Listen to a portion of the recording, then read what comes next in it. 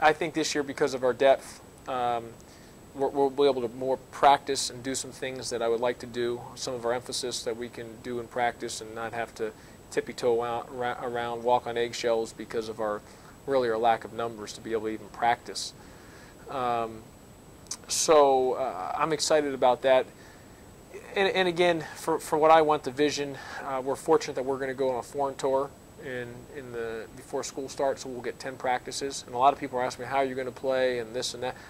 That's why those practices are going to be so fortunate for us, because I love to play up-tempo attack and do different things defensively, as was shown last year with the way we play defense, with different zones and matchup zones and junk defenses, whatever it took I felt was best to win the game. But I'm going to take that August 10 practices that we get per NC2A rules before we go on the foreign trip to really get a feel of where we are as a team, what are our strengths and weaknesses. Because again, I'm only basing everything on, we have 8 new guys, and a lot of it's just high school stuff, and I haven't really got to coach them just from me watching them. So now with me being hands-on and being around and involved in it, I'll have a much better feel after those practices as we enter into September that, okay, this is what we're going to do in order for us to give us the best chance to have a great year.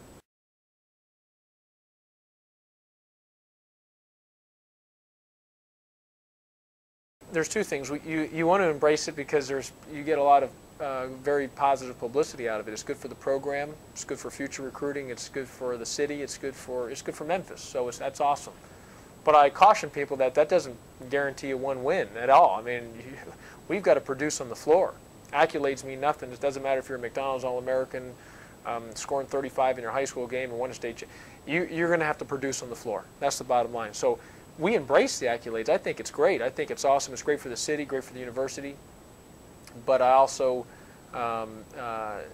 temper the knowing that there's got to be production on the floor, and that's the bottom line. So I understand that, but I also recognize the neatness of having that, and I think it's a great reflection on the cities, the fans, the players, the coaching staff, the former players, that were able to do such a good job with recruiting and bring back the program with the expectations in such a short amount of time, when it easily could have taken a nosedive and been down there for a long time. We're right back, being in talked about as a top 10, top 15, top 20 team in year 2.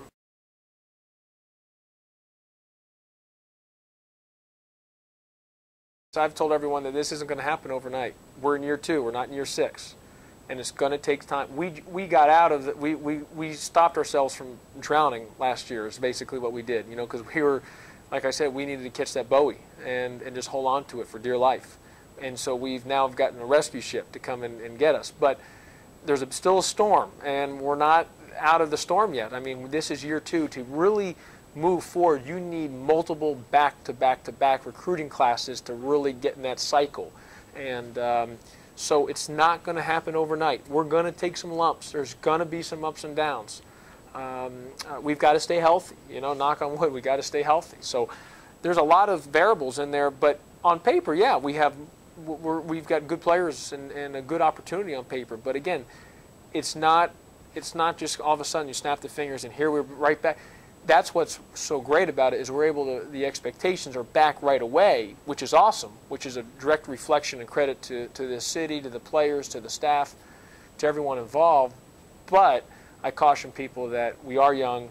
It's not overnight. It's going to take some time. There's going to be peaks and valleys, and there's going to be some ups and downs.